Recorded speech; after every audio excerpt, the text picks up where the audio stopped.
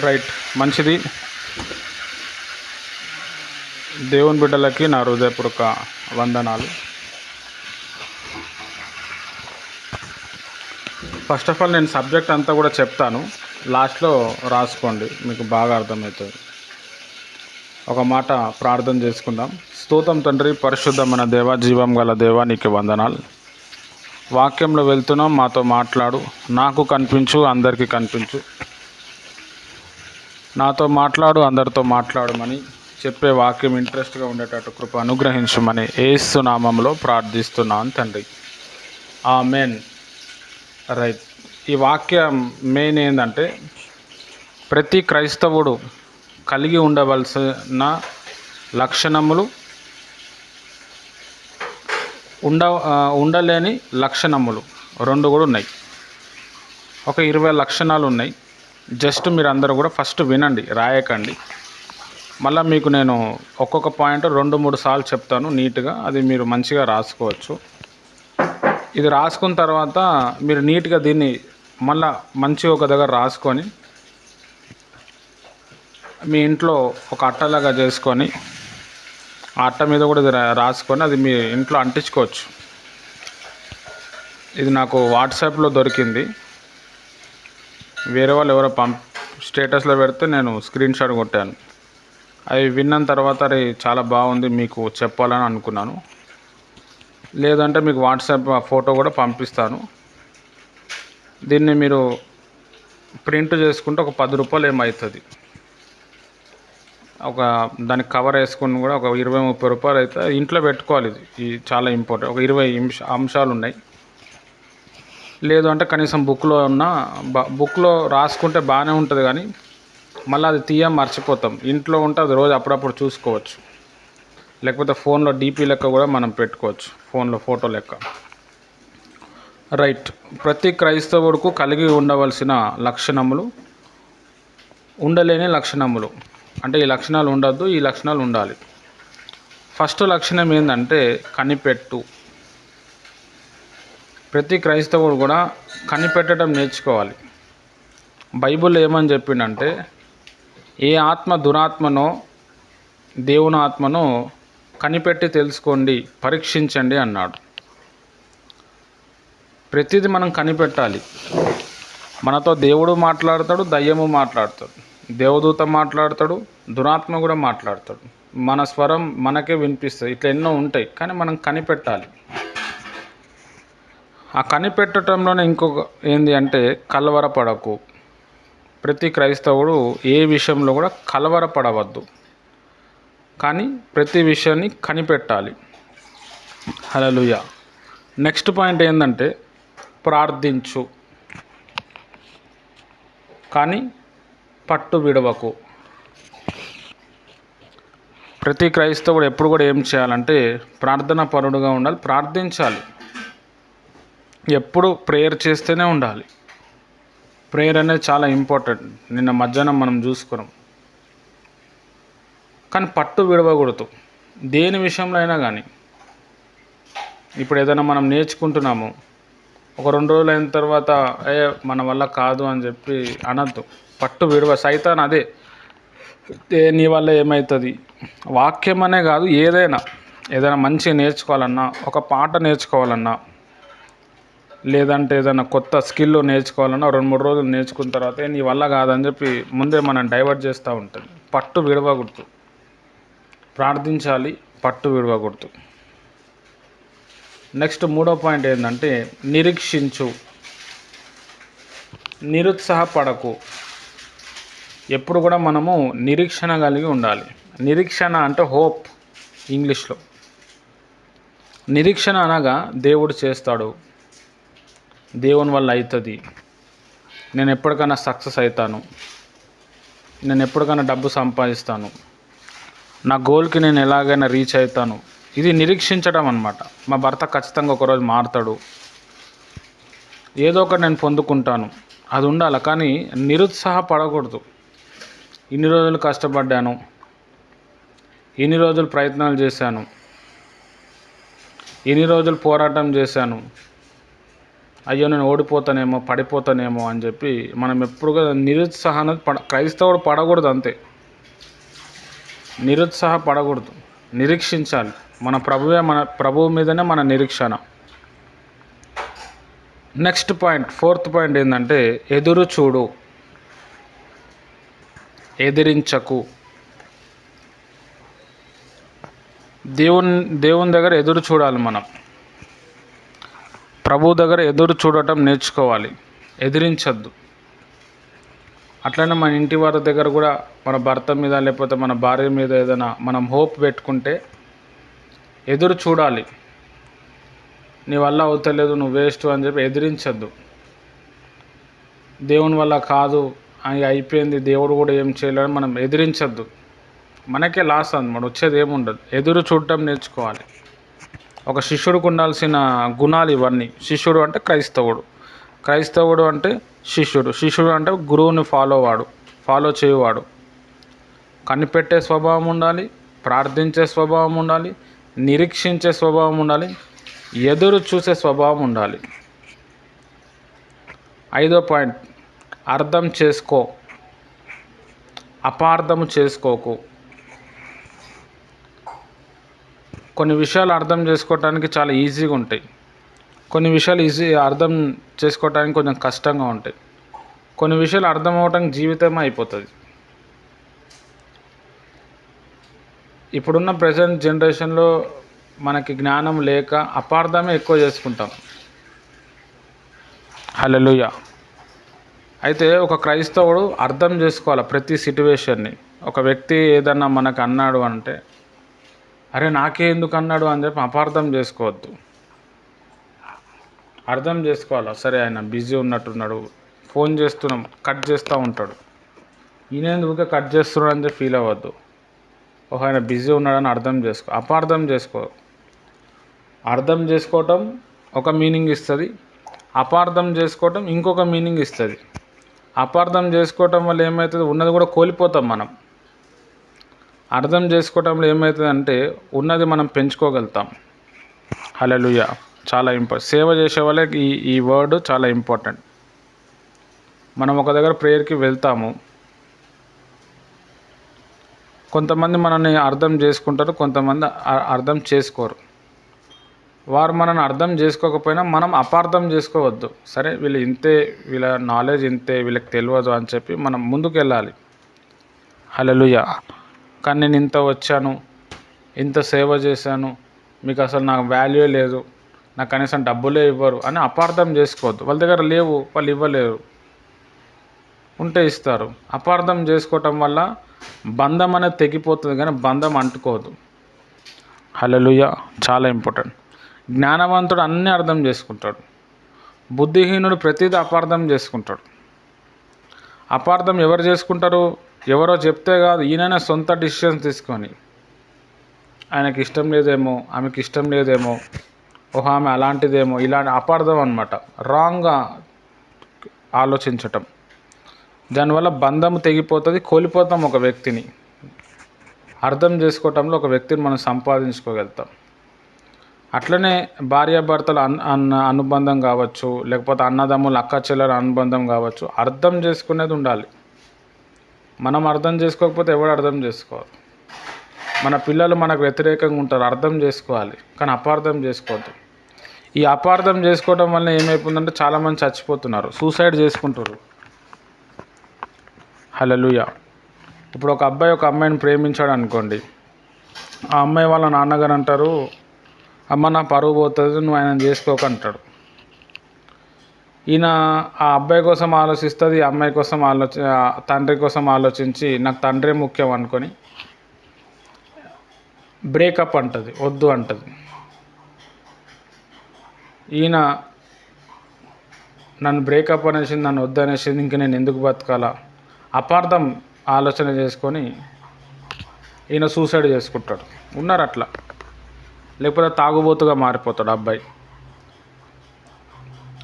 ఈమె చెప్తుంటుంది, మా నాన్న ఒప్పుకుంటలేడు, ఎందుకు ఒప్పుకుంటలేడు, సరే మీ నాన్న ఒప్పుకోకపోతే ఒప్పుకోకపోని నువ్వు ఒప్పుకోవాలి కదా, ఈయన చెప్తుంటాడు. అపార్థం చేసుకుంటుండు ఇక్కడ. ఆహా సరేలే మరి మీకు కూడా మీ నాన్నగారు ఉన్నారు, పరువు పోతుంది, ఓకే నో ప్రాబ్లం అని అర్థం చేసుకుంటే బంధం బలంగా ఉంటుంది. తర్వాత సంగతి తర్వాత, వివాహం జరిగే ఛాన్స్ కూడా ఉంటుంది. అపార్థం చేసుకోవడం వల్ల చాలా అనార్థాలు జరుగుతున్నాయి. చాలామందిలో ఈ అపార్థం చేసుకునే భావననే ఎక్కువ ఉంటుంది. మనం సాధించలేము, ఇంకా కోల్పోతాం. అయితే ప్రతిదీ మనం అర్థం చేసుకునే ప్రయత్నం చేయాలి. నెక్స్ట్ ఏంటంటే విధేయత చూపు, విసుగు చెందకు. ప్రతి వారి దగ్గర మనం విధేయత చూపించాలి. పెద్దవాళ్ళు కావచ్చు, చిన్నవాళ్ళు కావచ్చు. భరించే స్వభావం ఉండాలి. విసుగు చెందద్దు.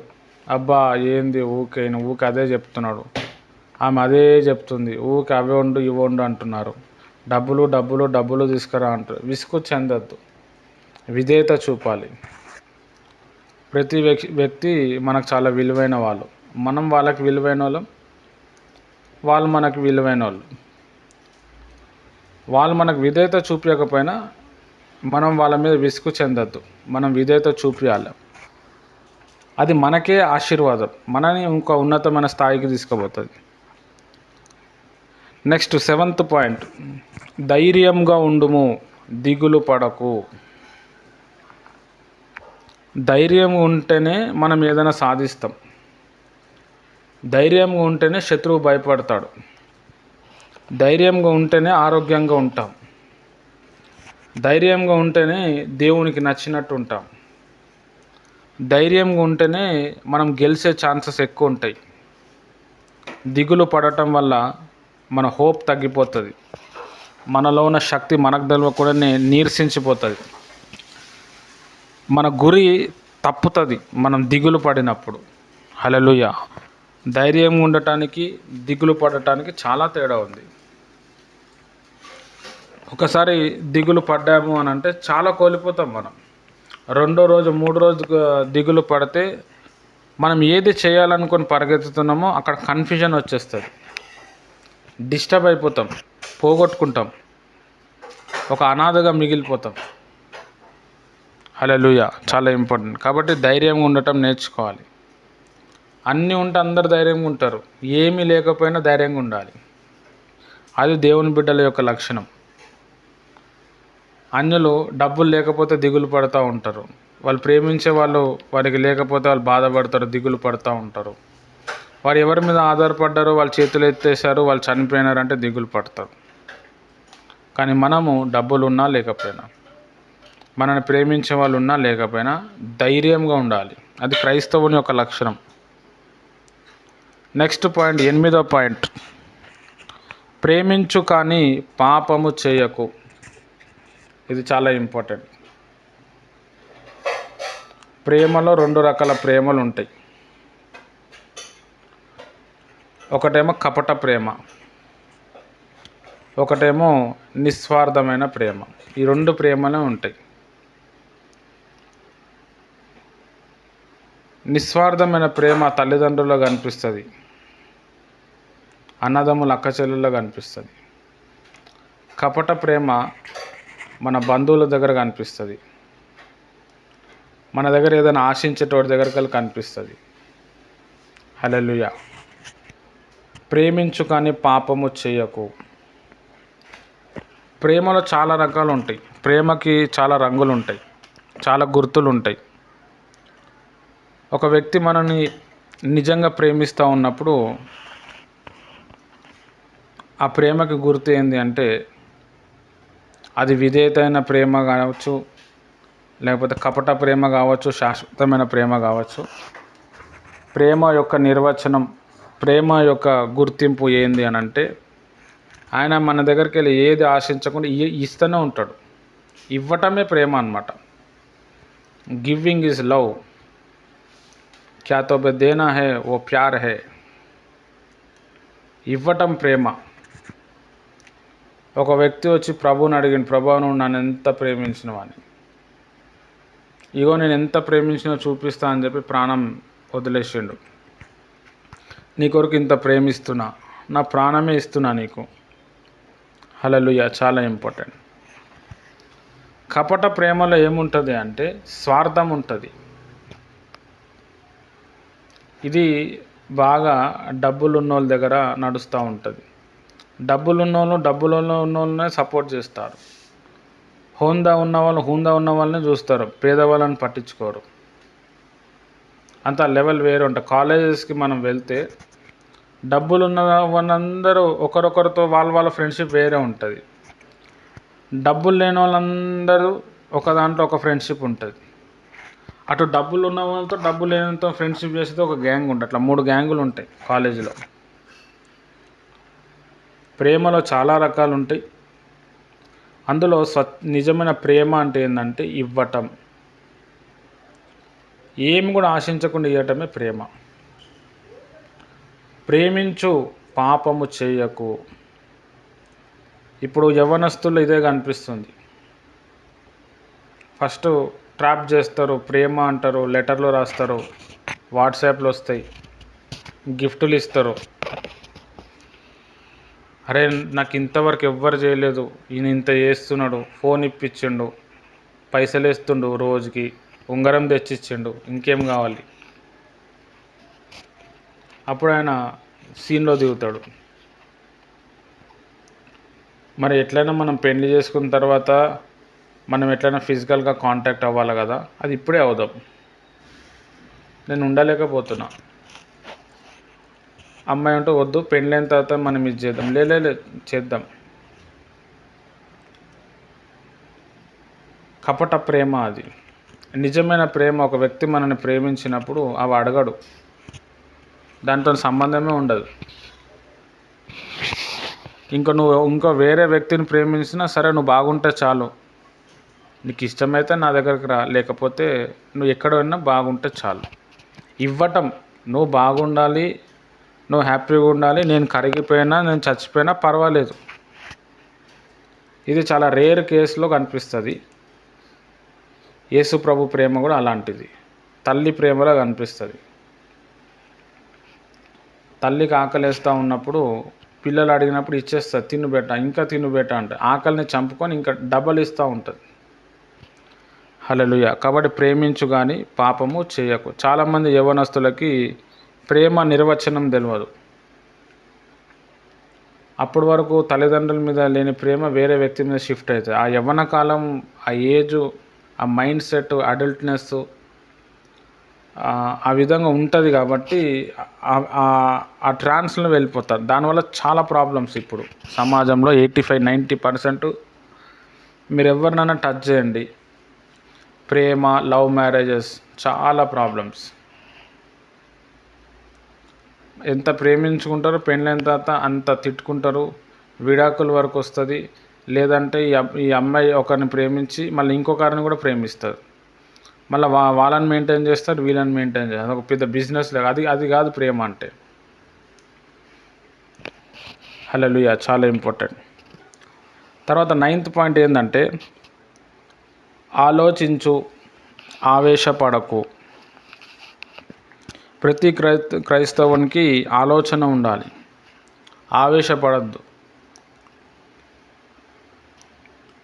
నేను ఒకసారి రామకృష్ణ మఠం అని చెప్పి మా హైదరాబాద్లో లోవర్ ట్యాంక్ బండ్ దగ్గర ఉంటుంది. యవనస్తులు అందరినీ తీసుకుపోయారు, నేను కూడా పోయినా. ఆయన రామకృష్ణ గారు వివేకానంద గారి గురువు అన్నమాట. రామకృష్ణ పరమహంస. మొత్తం ఎక్కువ యూత్ మీదనే వాళ్ళు ఫోకస్ చేసి యూత్కి సంబంధించిన మెసేజ్లు ఇస్తూ ఉంటారు. వాళ్ళు ఏమేమో చెప్పారు, నాకేం పెద్దగా ఎక్కలేదు. కానీ ఒక మాట చెప్పిండు ఆయన, పవర్ఫుల్ వర్డ్. ₹1,00,00,000 ఇవ్వచ్చు దానికి. మీరు ఏం చేసినా మీ లైఫ్ మీద మీరు కాన్సన్ట్రేట్ చేయండి, మీ జీవితం మీద మీరు దృష్టి పెట్టండి అన్నాడు. అంతే. చాలా పెద్ద అర్థం ఉంది దాంట్లో. అంటే నువ్వు ఏదైనా చేయి, నువ్వు మంచి చేస్తావా చెడు చేస్తావా, కానీ నువ్వు ఆలోచించు, కాన్సన్ట్రేట్ చేయని చెప్పిండు. హల్లెలూయా. చాలామంది యవ్వనస్తులు ఇది చేయకనే పడిపోతారు. చాలా యవ్వనస్తులకి క్యాన్సర్ వస్తుంది, ఎయిడ్స్ వస్తుంది, పెళ్ళైన తర్వాత పిల్లలు పుడతలేరు, లేదా పెళ్ళైన 5-6 సంవత్సరాలుగా హార్ట్ అటాక్ వచ్చి చచ్చిపోతున్నారు. యవ్వనస్తులే. మళ్ళా అన్నీ ఉంటాయి. మంచి భార్య ఉంటుంది, పిల్లలు ఉంటారు, వానికి క్యాన్సర్ వస్తుంది. ఎందుకు అనంటే సిగరెట్లు తాగి, మందు తాగి అదే లైఫ్ అనుకుంటున్నారు. ఆవేశం, యవ్వనకాలం ఉర్రలెక్కుతున్నాయి, ఏముండదు అక్కడ లాస్ట్కి. కాబట్టి క్రైస్తవుడు ఆలోచించాలి ప్రతిదీ. ఎవరితో ఫ్రెండ్షిప్ చేయాలి, ఎవరితో చేయకూడదు, ఈరోజు నేను ఇక్కడ వెళ్ళాలన్నా వెళ్ళకూడదా, ఎవరు డబ్బు పిచ్చోళ్ళు ఉన్నారు, డబ్బు పిచ్చోళ్ళతో మనం ఫ్రెండ్షిప్ చేయొద్దు, మనకు కూడా అదే పిచ్చెక్కుతుంది. ఆత్మీయతను ఎవరైతే మెయింటైన్ చేస్తారో వాళ్ళతో సహవాసం చేస్తేనే బెటర్. లేదు అంటే వేరే వాళ్ళతో చేసినప్పుడు వాళ్ళ ఎఫెక్ట్ ఖచ్చితంగా మన మీద పడి మనలోని ఆత్మీయత తగ్గిపోతుంది. మనం అసలు లేకపోయినా నడుస్తుంది కానీ ఉన్నది పోగొట్టుకోకూడదు. కాబట్టి ప్రతి క్రైస్తవుడు ఆలోచించాలి కానీ ఆవేశపడకూడదు. చాలామంది క్రైస్తవుల్లో ఆలోచన లేదు, ఆవేశం ఉంది. నాకు ఎందుకు చెప్పిండు బ్రదర్ ఆయన అట్లా, ఆయనకి ఏమవసరం, నేను ఎలా అంటాను నాకు తెలుసు, నా యేసయ్యకు తెలుసు. ఇలా డైలాగులు తెలిసి ఉండొచ్చు, ఆలోచిస్తే అయిపోతాయి కదా, ఆవేశం ఎందుకు మళ్ళా. హల్లెలూయా. చాలా ఇంపార్టెంట్. ఆవేశంలో స్టార్లు అయిపోతారు. ఉత్తుత్తుగా ఆవేశం వస్తుంది, బట్టలు చింపుకుంటారు, గుండీలు చింపుకుంటారు, సెల్ ఫోన్ బలగొడతారు, ల్యాప్టాప్లు బలగొడతారు. ఆవేశం పగలు కొట్టిన తర్వాత అబ్బా అనవసరంగా పగలు కొట్టినా అంటారు. ఏం చేద్దాం బ్రదర్, నాకు కోపం వస్తే నాకు కంట్రోల్ కాదు. ఒక 2 నిమిషాలు ఆలోచించి ఉంటే అయ్యే పోతుండే. 2 నిమిషాలు ఆలోచన లేక 20,000 30,000 నెల 2 నెలలు కష్టపడితే రావాల్సిన డబ్బులు పోతున్నాయి అట్లా. చాలామంది క్రైస్తవులు ఇట్లనే ఉంది. ఎవరైనా పాస్టర్ గారు లేకపోతే ఎవరైనా విశ్వాసి, ఆ విశ్వాసి ఇంకొక విశ్వాసికి మీరు ఇలా చేస్తారు తప్పు, వాక్యం లేదని ఇండైరెక్ట్గా చెప్పారు అనుకో, వచ్చేస్తుంది ఆవేశం. ఆమె నాకే అన్నది, ఆయన నాకే అన్నాడు, నన్ను చూసే అన్నాడు, నాకు తెలుసు అని చెప్పి ఆ కోపం వచ్చి భార్య మీద తీస్తుంటారు, తలకాయలు వలగొట్టుకుంటుంటారు, లేకపోతే పిల్లల మీద తీస్తుంటారు. ఆవేశం. అరే పలానా వ్యక్తి ఎందుకు అన్నాడు, సరే నా లోపల ఏదైనా లోపం ఉన్నట్టున్నాడు, సరే నేను నేర్చుకున్నా అంటే అయ్యేపోతుంది. దానివల్ల భార్యకి ప్రాబ్లము, పిల్లలకి ప్రాబ్లం, తర్వాత మనకు బీపీ పెరిగి నరాలు కట్ అవుతాయి. ఏముండదు. ఆలోచించటం నేర్చుకోవాలి, ఆవేశపడకూడదు. ఇవన్నీ మన లోపల ఉండకూడదు. ఆవేశము, దిగులు పడటము, విసుగు చెందటము, అపార్థం చేసుకోవటము, ఎదిరించటము, నిరుత్సాహపడటము, పట్టును విడిచేయటము, కలవరపడటం, ఇవన్నీ ఉండకూడదు. మనలో ఉండాల్సినవి ఏంది, కనిపెట్టాలి, ప్రార్థించాలి, ఎదురు చూడాలి, అర్థం చేసుకోవాలి, ప్రతి విషయాన్ని ప్రతి వ్యక్తిని విధేయత చూపాలి, ధైర్యంగా ఉండాలి, ప్రేమించాలి, ఆలోచించాలి. నెక్స్ట్ పాయింట్, 10వ పాయింట్ చాలా ఇంపార్టెంట్. ఇదే లేదు మనకి. అందుబాటులో ఉండు, అహంకారం చేయకు. ఎప్పుడు కూడా అందుబాటులో ఉండటం నేర్చుకోవాలి. అందుబాటులో ఉండటం అనేది ఒక గొప్ప వ్యక్తి యొక్క లక్షణం. వాటర్ అందుబాటులో ఉండే వ్యక్తి చాలా సంపాదిస్తాడు, చాలా నేర్చుకుంటాడు, చాలామందిని భరిస్తాడు. ఒక గొప్ప వ్యక్తికి ఉండే లక్షణం అందుబాటులో ఉండటం. అహంకారం మనని ఎప్పుడు కూడా గొప్ప వ్యక్తిగా మార్చదు, మనలో పతనం తీసుకొస్తుంది. మన ఫుడ్ హ్యాబిట్స్, మన లైఫ్ స్టైల్ బట్టి కూడా మనకి అహంకారం వచ్చేస్తుంది. నిద్ర లేదు, నిద్ర తక్కువ ఉంది, విపరీతమైన అహంకారం, ఈగో. మీరు ఈగోగా ఉండకూడదంటే, మీరు అహంకారంగా ఉండకూడదు, పొగరుగా ఉండకూడదు. ఎప్పుడు తగ్గుతాయి ఇవన్నీ? మంచి నిద్రపోయినప్పుడు తగ్గుతాయి. అదొక రోగం.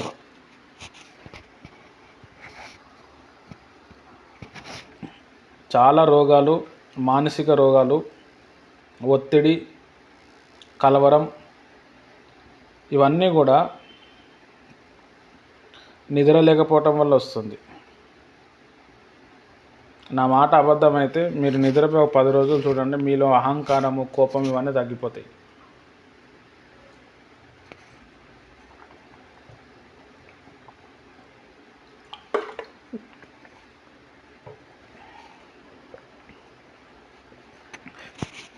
అందుబాటులో ఉండాలి. ఎవరికి అందుబాటులో ఉండాలి? మనం ఏ ధర్మం చేస్తున్నామో ఆ ధర్మానికి అందుబాటులో ఉండాలి. భర్త ధర్మం భార్యకి అందుబాటులో ఉండాలి, పిల్లలకి అందుబాటులో ఉండాలి. భార్య భర్తకి అందుబాటులో ఉండాలి, పిల్లలకు అందుబాటులో ఉండాలి. అత్తమామ ఉంటే అత్తమామకు అందుబాటులో ఉండాలి, తల్లిదండ్రులు ఉంటే అందరికీ అందుబాటులో ఉండాలి. లేకపోతే మనము క్రైస్తవులే కాము. మనం చాలామంది క్రైస్తవులను కొంతమందిని చూడండి, వాళ్ళు అందుబాటులో ఉండరు. పలానా ఊరికి వెళ్దాం సేవకి సిస్టర్ అంటే, నాకు టైం కుదరదు బ్రదర్, నాకు కూడా వర్క్ ఉంది, ఆఫీస్లో పర్మిషన్ ఇవ్వరు అని చెప్తారు.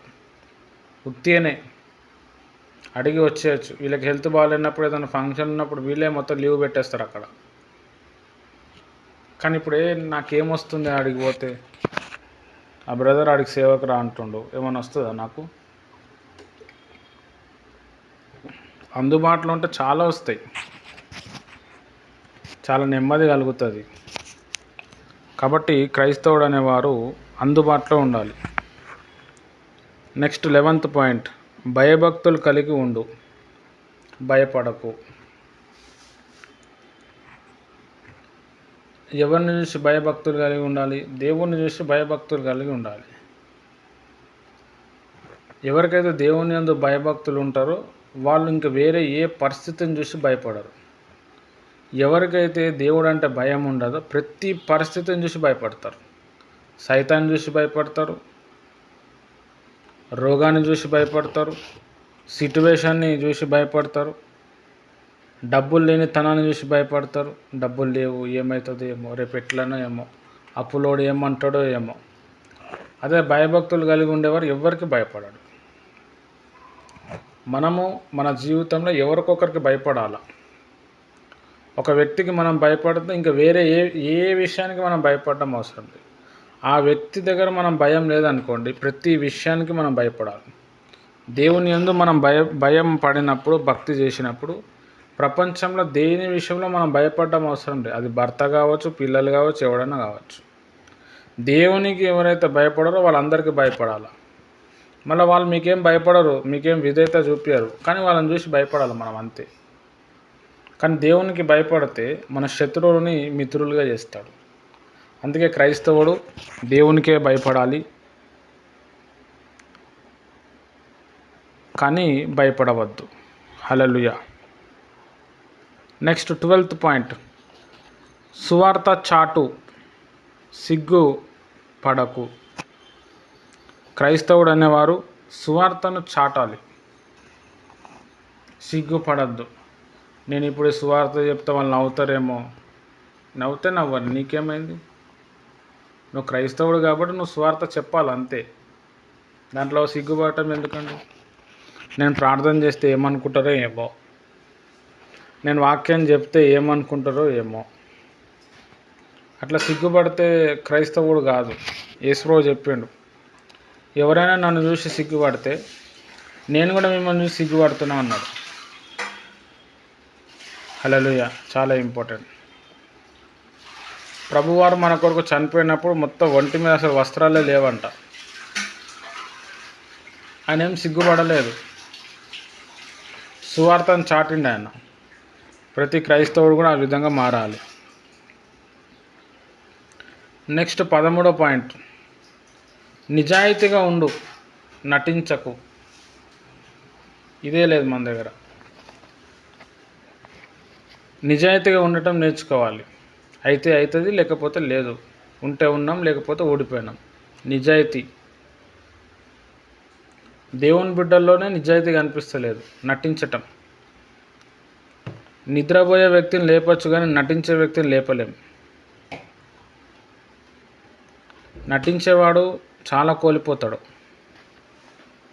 మీరు ఎవరినన్నా తీసుకోండి, నటించే వాళ్ళు ఎప్పుడు కూడా మోసపోతూనే ఉంటారు. వాళ్ళు మోసం చేస్తారు, ఇతరుల చేత వాళ్ళు మోసపోతారు. అందరికంటే పెద్ద వాళ్ళ దూత సైతాన్‌తోని వాళ్ళు మోసపోతున్నారు. హల్లెలూయా! క్రైస్తవుడికి ఉండాల్సిన లక్షణం ఏందంటే నిజాయితీగా ఉండటం. కొన్ని మన దగ్గర నిజాయితీ ఉండవు. అది మనకు తెలుసు. వాటిని మనం డెవలప్ చేసుకోవాలి. హల్లెలూయా! ఎందుకంటే దానివల్లనే మనకి దేవునికి మంచి పేరు వస్తది. అక్కడే లెక్కబోతది ఇంకా. ఎంత ప్రేయర్ చేసినా, ఎంత బైబిల్ చదివినా, ఎంత సువార్త ప్రకటించినా నిజాయితీ లేకపోతే పోతది. ఇప్పుడు పెద్ద పెద్ద సేవకులు ఉన్నారు. నిజాయితీ లేనోళ్ళు వాళ్ళు. చిలకలూరిపేటలో షాలేం రాజ్ పాస్టర్ గారు ఉన్నారు. ఆయన ఏ రోజు కూడా ఆయనకు ఎవరు బాప్తిజం ఇచ్చిండు, ఆయనను ఎవరు అభిషేకించిండు అవి చెప్పాడు. అంతమంది సంఘం అయ్యారు.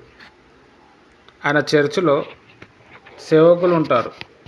ఎస్సీ ఎస్టీ సేవకులను పెట్టుకోడు. ఆయన కులం సేవకులను పెట్టుకుంటాడు. చుట్టుపక్కల ఉన్న చర్చ్ మెంబర్స్ విశ్వాసుల్ని చాలామందిని లాక్కొని పెద్ద చర్చ్ కట్టుకున్నాడు. నిజాయితీ లేదు చాలామందికి. హల్లెలూయా!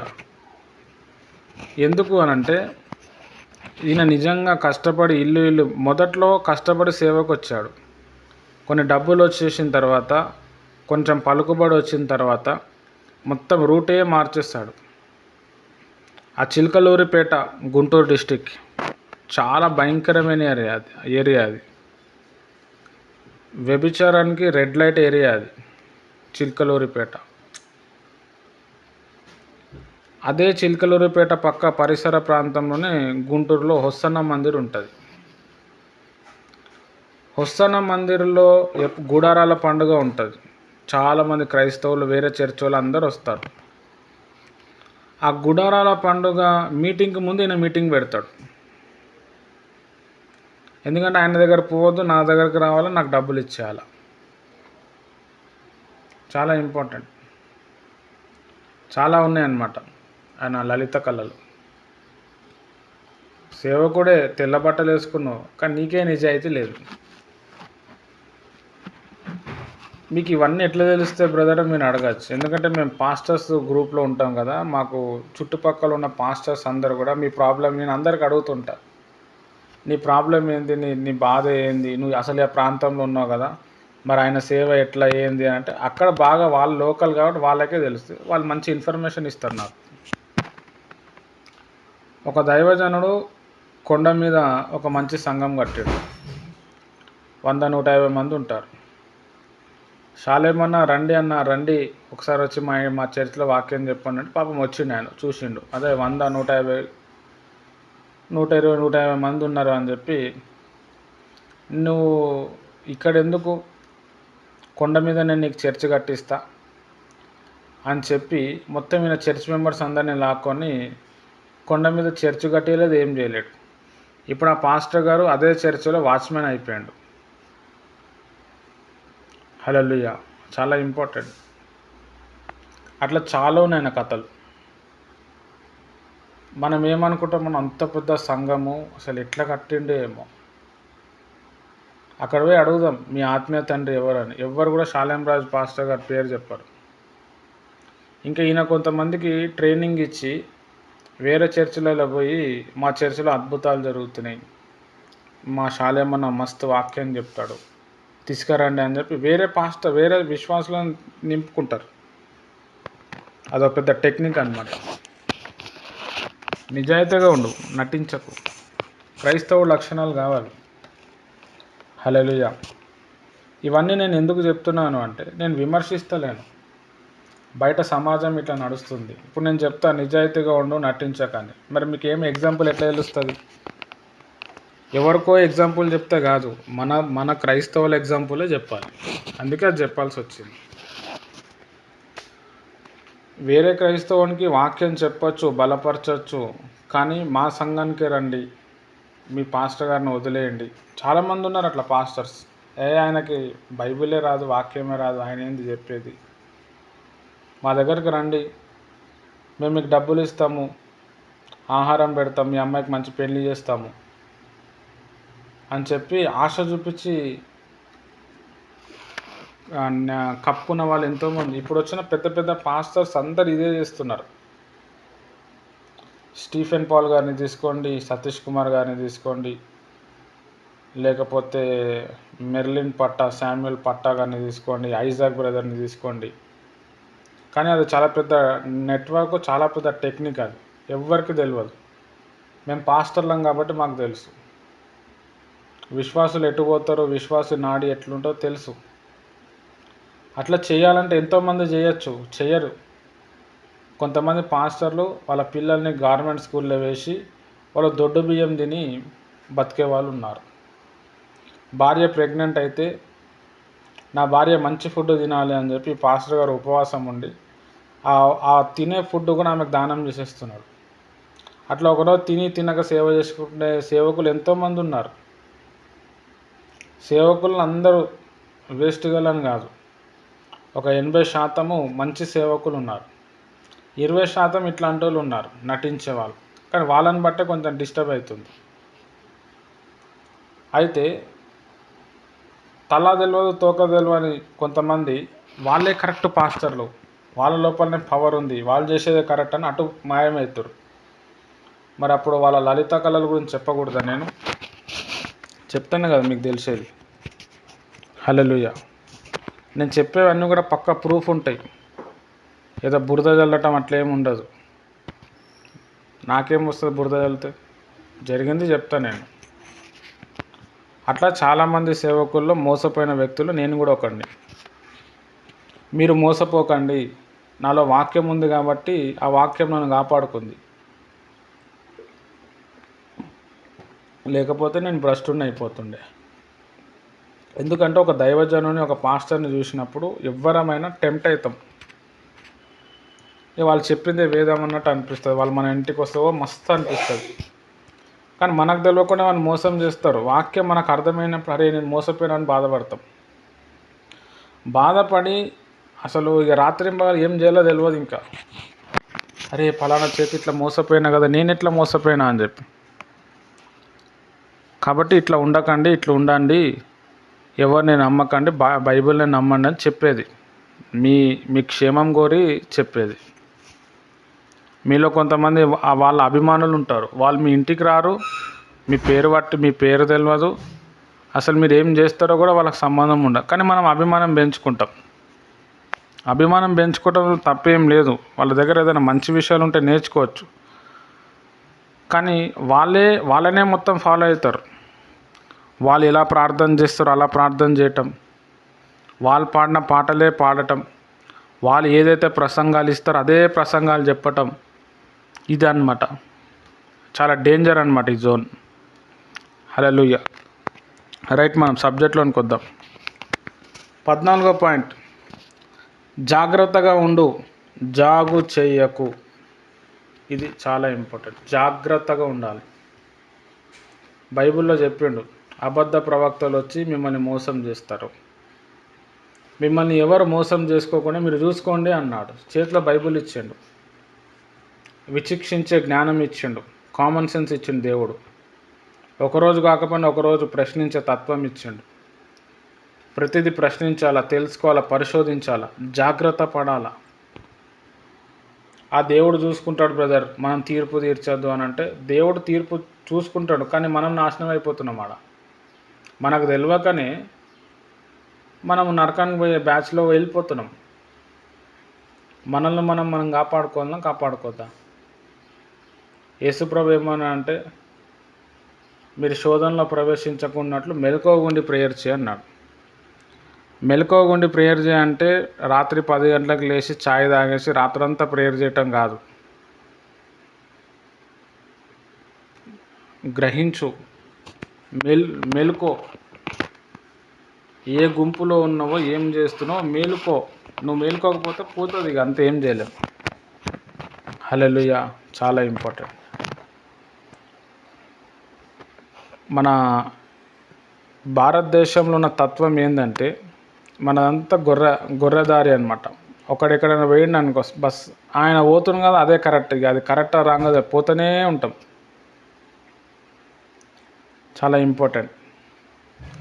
ఆ గొర్రెపై గుంతలో పడుతున్నాం కానీ పర్వాలేదు, ఆ గుంతలో కూడా స్వర్గం ఉంటుందని చెప్పి ఆ గుంతలో పడిపోతాం. ఓహో ఇదే జీవితం, అట్లుంటుంది. మన ఇండియన్ బ్లడ్డే అట్లుంటుంది. ఇండియాలో ఎవరినైనా తీసుకోండి.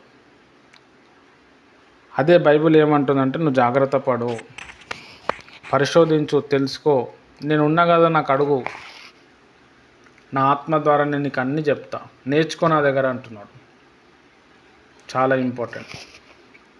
చెన్నైలో ఒక ఆమె ఉండే, ప్రతి శుక్రవారం రోజు ఒక మీటింగ్ చేసేది ఆమె, స్వస్థత కూడిక అని. ఆమె వేళ్ళకి వెళ్ళి రక్తం వస్తుండే. నేను చాలాసార్లు చెప్పిన ఆమె గురించి, మళ్ళీ కూడా చెప్తా. ఫింగర్స్ నెయిల్స్ నుంచి బ్లడ్ వస్తుండే ఆమెకి. ఆమె టచ్ అనగానే పడిపోతుండే, కింద పడిపోతుండే, మంచిగా అయిపోతుండే, వెళ్ళిపోతుండే. కొన్ని వందల వేల మంది వస్తుండే. సండే ప్రేయర్ ఉండదు, మండే ఉండదు, ఆ శుక్రవారం రోజే ఉంటుంది ప్రేయర్. అది కూడా మళ్ళీ ఫాస్టింగ్ ప్రేయర్. చాలామంది భక్తులు, పెద్ద జాతర అవుతుండే, చాలా డబ్బులు ఇస్తుండే. ఒక దైవజనుడు వచ్చిండు. అద్భుతాలంటే బైబిల్లో ఉన్నట్టు జరగాల, అసలు ఎట్లా చేస్తుంది ఈమె అని చెప్పి చూస్తే మొత్తం ఆమెను చూసిండు. చాలా అహంకారంగా ఉంది, బైబిల్లోకి వెళ్ళి ఏం చెప్తలేదు. వచ్చిన వాళ్ళకి సరే అంటుంది, ముడుతుంది, మంచిగా అయిపోతారు. ఆ బ్లడ్లకి, చేతి వేళ్ళకి వెళ్ళి బ్లడ్ వస్తూనే ఉంది. దాన్ని ఆ బ్లడ్ని తుడుచుకుంటూ ఉంటుంది, పడేస్తూ ఉంటుంది. ఇదంతా చూసి ఆయన ప్రార్థన చేసాడు, ప్రభా ఇదేం చెప్పాలి. ఉపవాసం ప్రార్థన చేసిండు. కొన్ని రోజులు చేస్తే అప్పుడు చెప్పిండు దేవుడు. ఆమెకు సైతాన్ ఆవరించింది, నువ్వు పోయి ఆమె తల మీద చేపెట్టి ప్రార్థన అది వెళ్ళిపోతుంది అని. ఈయనకు భయం వేసింది. మరి నేను కాకపోతే ఇంకెవడు విడిపిస్తాడు, దేవుడు నాకు చెప్పిండు కదా, చాలా రోజులు చేస్తే చెప్పిండు కదా అని చెప్పి దేవుడు చాలా క్లారిటీగా ఇచ్చాడు. ఈయన పోయి అంత గుంపులో ఉంటే అందరి ముందర పోయి తల మీద చేపెట్టి ప్రేయర్ చేసిండు. దన్నని పడిపోయింది ఆమె. ఆమె మీద ఉన్న దురాత్మ వెళ్ళిపోయింది. వెళ్ళిపోయిన తర్వాత ఆమె వేళ్ళకి వెళ్ళి బ్లడ్ రావటం ఆగిపోయింది. స్వస్థతలు, ప్రవచనాలు కొత్త ఏం లేవు. ఇప్పుడు మొత్తం క్లోజ్ చేసేసారు ఆ చర్చ్, ఏం లేదు. మరి దేవుడు అయితే పడిపోద్దు కదా. హల్లెలూయా. అట్లా ఆ బ్రదర్ ఏం చేసిండంటే అనేక మందిని రక్షించేసిండు. ఈయన జాగ్రత్త పడటం వల్ల ఈయనేం గొడవ పెట్టలే, డిబేట్ పెట్టలే, ప్రభు దగ్గర కనిపెట్టిండు.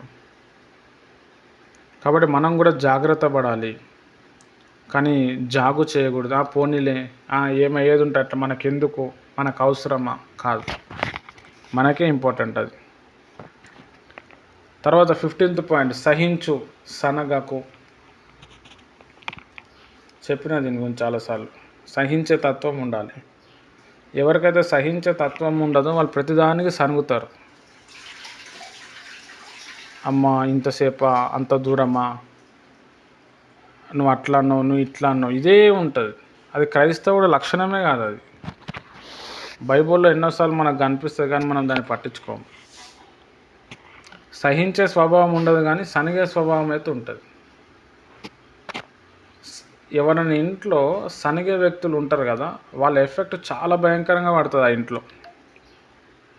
మంచోళ్ళు కూడా ఏం చేయలేకపోతారు, కోల్పోతారు. కొంతమంది తల్లిలో ఆ స్వభావం ఉంటుంది, ప్రతిదానికి సనగటం, గునగటం. దానివల్ల పిల్లలు మంచి స్టేజ్లో పోదామంటే ఆగిపోతారు ఆడ. లేదా భర్తకు ఉంటుంది. చాలా భయంకరం అన్నమాట. సహించే తత్వం ఉండాలి. ఈ సనగటం వల్ల ఏమైపోతుందంటే సిట్యువేషన్ చాలా బ్యాడ్గా మారిపోతుంది. ఇజ్రాయెల్ ప్రజలు అప్పుడే 40 సంవత్సరాల ముందే అక్కడ ఆ కానాన్ దేశానికి వెళ్ళాలి. వాళ్ళు సనుక్కున్నారు, గునుక్కున్నారు. దేవుడు ఆపేసిండు వాళ్ళని. మోషే లోపల సనగటం లేకుండే, సహించే తత్వం ఉండే. అందుకే చివరి వరకు వచ్చేసిండు ఆయన. హల్లెలూయా. తర్వాత నెక్స్ట్ 16th పాయింట్, ఆదరించు, అవమానించకు. ఎప్పుడు కూడా మనం ఏం చేయాలంటే ఆదరించాలి, అవమానపరచద్దు.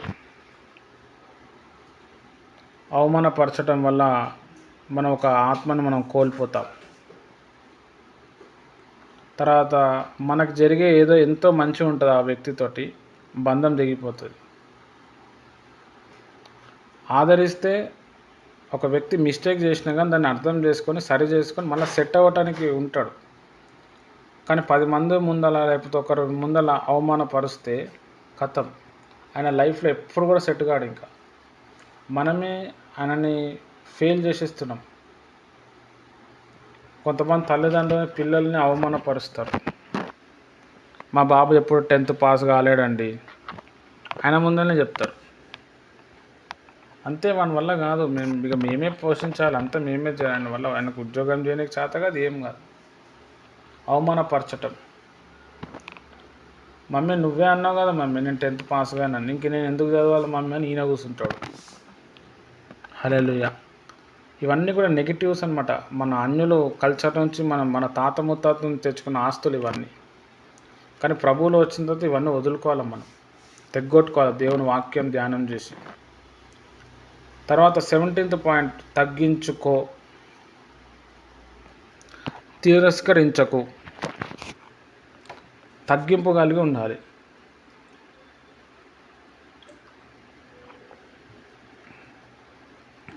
చాలా వెయిట్ ఉన్న మాట ఇది.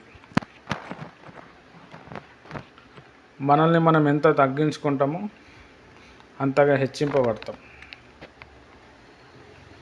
కొంతమంది ప్రతిదాన్ని తిరస్కరిస్తారు. అది అట్లా, ఇది ఇట్లా, నాకు నచ్చలే, నేను చెయ్య, నువ్వేంది నాకు చెప్పేది. వాళ్ళని చూడండి, వాళ్ళ జీవితం మొత్తం కూడా అప్పుడు ఆ డైలాగులు చెప్పినప్పుడు ఎట్లయితే ఉన్నారో వాళ్ళ జీవితం మొత్తం అట్లనే ఉంటారు. వాళ్ళు ప్రార్థనలు చేస్తారు, ఉపవాసం ఉంటారు, అన్నీ ఉంటారు. ఈ తిరస్కార స్వభావం ఉండటం వల్ల అది డెవలప్మెంట్ ఇవ్వదు. అంటే ప్రార్థన ఉపవాసం అన్నీ ఉండి కూడా ఈ తిరస్కరించే స్వభావం ఉండటం వల్ల, ఒప్పుకోని స్వభావం ఉండటం వల్ల, తగ్గింపుగలిగిన స్వభావం ఉండకపోవటం వల్ల బెనిఫిట్ రాదు. ఉన్న హయ్యర్ లెవెల్లో వెళ్ళలేం మనం. హల్లెలూయా. చాలామంది క్రిస్టియన్స్ లీడర్స్కి, సోషల్ వర్కర్స్కి వాళ్ళ తగ్గింపు ఉండదు.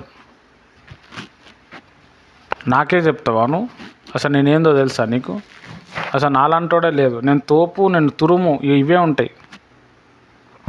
హల్లెలూయా.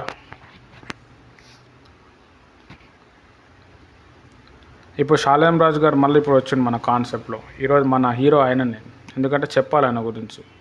మహనీయుడు ఆయన. ఆయన కూడా సిలువ బొట్టు పెట్టాలి అని చెప్పి వాక్యం చెప్పిండు. నెల్లూరులో ఇమాన్యుయల్ మినిస్ట్రీస్ తరఫు నుంచి సేవ చేస్తున్న రాజశేఖర్ గారు మంచి సేవకుడు. ఆయన వాయిస్ చాలా బాగుంటుంది వాక్యం వింటే. ఇట్లా నా లెక్కనే చాలాసేపు మాట్లాడగలుగుతాడు. చాలా సీనియర్ మోస్ట్, దాదాపు ఒక 50 సంవత్సరాల ఎక్స్పీరియన్స్ ఉంది సేవలో. ఇక్కడ మా హైదరాబాద్లో ఆయన శిష్యుడు జెర్మియా గారు, ఆయన కూడా ఈయన శిష్యుడే అనమాట. ఒకరోజు హోసన్న మందిరం మీటింగ్లో వస్తున్నప్పుడు ఆయన వాక్యం చెప్తూ షాలేం రాజు గారికి చెప్పేసిండు, అయ్యా మీరు చెప్తున్నారు 2 లలాటం మధ్యలో సిలువ ఆకారం పెట్టడం అది తప్పు, అది వాక్య విరుద్ధం అని ఈయన చెప్పేసిండు. డైరెక్ట్ చెప్పిండు. ఈయన చాలా పెద్దవారు, ఆయనకంటే ఈయన చాలా, ఆయన వయసులో సగం వయసు ఉండొచ్చు షాలేం రాజు గారికి. ఈయన కొన్ని రోజుల తర్వాత మైక్ పట్టుకొని, నువ్వు అట్లా చెప్పచ్చా, నీకు అసలు సిగ్గుందా అని చెప్పి అందరి ముందర చెప్పాడు. హల్లెలూయా. మరి ఇప్పుడు ఆయన దగ్గరికి వెళ్ళి మనం ఏం నేర్చుకోవచ్చు మీరు చెప్పండి. యూట్యూబ్లో ఉంది ఆ వీడియో. అది సిట్యువేషన్ చూసినప్పుడు మనకేమనిపిస్తుంది అంటే, బైబిల్లో 2 వ్యక్తులు గుర్తొస్తారు. ఒక ఆయన సమూయేలు, ఒక ఆయన సౌలు. వృద్ధుడైన సమూయేలు రాజశేఖర్ గారు, రాజు అయిన సౌలు షాలేం అన్న గారు. హల్లెలూయా. నువ్వు అట్లా చెప్పచ్చా, సిగ్గుందా నీకు అని అట్లా అని విమర్శించేసి డైరెక్ట్ ఆయన. పెద్దయినా నా మంచిగా చెప్పిండు, అయ్యా నీకు కష్టమై ఉంటే నన్ను క్షమించు అంటే తగ్గించుకుంటే అయ్యేపోతుండే. ఇదంతా కూడా ఇట్లా నాలాంటి భక్తులు కొంతమంది చూసేటోళ్ళు ఉంటారు ఇట్లాంటి వీడియోస్. షాలేం రాజు అంటే కొంచెం మంచి రెస్పెక్ట్ ఉంటుంది, అందరికీ ఉంటుంది. కానీ ఇట్లాంటి చీప్ ట్రిక్స్ మాట్లాడినప్పుడు అరే ఏంది ఈయన ఇట్లున్నాడు, వెంటనే వ్యతిరేకత వచ్చేస్తుంది. ఆయన కరెక్ట్ చెప్పిండో రాంగ్ చెప్పిండో, కానీ దాన్ని మాట్లాడే పద్ధతిలో మాట్లాడితే అయ్యిపోతుండే. అయ్యా ఒకవేళ నేను తప్పు చెప్పి ఉన్నానా కరెక్ట్ చెప్పినాను, ఒకవేళ సరే మీరు చెప్పింది కరెక్ట్ అంటే ఓకే థ్యాంక్ యూ అని చెప్తే అయిపోతుండే. కానీ అంత పెద్ద మంచి సీనియర్ మోస్ట్ సేవకుడు ఆయన. వీళ్ళు పబ్లిక్ని అక్కడి నుంచి ఇక్కడి నుంచి చేసుకొని వీళ్ళు పెద్ద పాస్టర్ అయ్యారు. వాళ్ళు ఆయన అట్లా కాదు, ఆయన వాక్యం చాలా ఖండితం ఉంటుంది అనేది. మంచి మనం చాలా నేర్చుకోవచ్చు. రాజశేఖర్ తెల్ల గడ్డం ఉంటుంది, తెల్ల బట్టలు వేస్తాడు, అద్దాలు ఉంటాయి, చాలా బాగుంటుంది వాక్యం, చాలా డీప్గా చెప్తాడు, మైండ్ పోతుంది మనకి. అసలు ఎక్కడ వినం అంత చాలా శక్తివంతమైన వాక్యం ఉంటుంది. ఎప్పుడైనా వినండి, మీరు బలపడచ్చు. ఆయనకైనా సిగ్గుందా, నువ్వు అలా చెప్పచ్చా, ఇంకా 4-5 వర్డ్స్ ఏదో వాడిని మర్చిపోయినా నేను. క్రైస్తవునికే ఈడ తగ్గింపు లేదు. హల్లెలూయా. కాబట్టి క్రైస్తవుడు తగ్గించుకోవాలి, తిరస్కరించకూడదు. నేను ఇవన్నీ మీకు ఎందుకు చెప్తున్నాను అంటే, ఇగో చూడండి, ఇగో ఈయన దైవజనుడు, ఇగో ఈయన విశ్వాసి, దైవజనునికి ఇది ఉండకూడదు, విశ్వాసికి ఇది ఉండకూడదు అని నేను ఎగ్జాంపుల్స్ ఇస్తున్నాను. వారి లోపల మంచిది ఉందనుకోండి, ఆ మంచిది చెప్తున్నా నేను, ఇదిగో ఇది మంచిది, ఇది మీరు ఫాలో అవ్వండి, బాగుంది, ఇది వాక్యపరంగా ఉంది. లేదు ఇగో ఇది వాక్యపరంగా ఉంది మీరు ఫాలో అవ్వకండి అంటున్నాను. ఆత్మీయ జీవితం కోల్పోతారు మీరు. హల్లెలూయా, చాలా ఇంపార్టెంట్. కాబట్టి ఎగ్జాంపుల్స్ ఎక్కడి నుంచైనా తీసుకోవచ్చు. పౌలు భక్తుడు తిమోతికి చెప్పిండు, బుద్ధి చెప్పు, తర్వాత విమర్శించు, తిరస్కరించు, గద్దించు అని చెప్పి. కాబట్టి నేను సేవకుని కాబట్టి నేను తిరస్కరిస్తున్నాను, విమర్శిస్తున్నాను. ఇక్కడ విమర్శించడానికి కారణం ఏంటంటే వాళ్ళ లోపల తత్వం ఉంది. మరి నేనేం చేయాలి? మంచిగా ఉంటే నేను అదే చెప్తా కదా. హల్లెలూయా. ఇప్పుడు దేవదాసాయి గారు ఉన్నారు. మనం ఎవరిని దూషించద్దు, ప్రభువుని అడిగి తెలుసుకోండి అని చెప్పిండు ఆయన. మంచిగా ఉంది, మంచి మాటలు, దాన్ని మనం ఫాలో అవుదాం. ఇక్కడ చెడు ఉంది, మనం ఎందుకు ఫాలో అవ్వాలి? దీనివల్ల ఏమవుతుందంటే క్రైస్తవుల మీద బురద జల్లుతారు అన్యులు మనం చూసి ఓహో ఇది కూడా కరెక్టే కదా, క్రైస్తవులు ఇలా ఉంటారా, వీళ్ళే కలిసి ఉంటారా, ఇంత ఉంటుందా అని చెప్పి రావాలా. కానీ ఏంది క్రిస్టియన్లే కొట్టుకుంటారు ఆడ. విశ్వాసులు బలైపోతారు, కన్ఫ్యూజ్ అయిపోతారు. ఒరిజినాలిటీ బయటకు వస్తుంది వాళ్ళది. ఇప్పుడు వాళ్ళు చేసే భక్తి, వాళ్ళ వాక్య ధ్యానము, వాళ్ళు అన్నీ వచ్చేస్తున్నాయి ఇక. హల్లెలూయా. దానివల్ల ఏమైపోయింది? పతనం. సౌలు సమూయేలు మాట వినకపోవటం వల్ల ఏమైంది? పతనం స్టార్ట్ అయింది. ఇప్పుడు షాలేం రాజు గారే ఇట్లా పలానా దైవజనుడు అన్నాడు, నాకు తెలియదు, కొత్త విషయం నేర్చుకున్నాను, బాగుందని చెప్తే అయిపోతుండే. ఏడ చెప్తే ఏడ పరువు పోతే ఏమనుకున్నారేమో. మీరు మనస్ఫూర్తిగా ఈ విషయాలు ఆలోచించాలని నేను కోరుచున్నా. తర్వాత 18th, నిమ్మలపరచు, నిందించకు.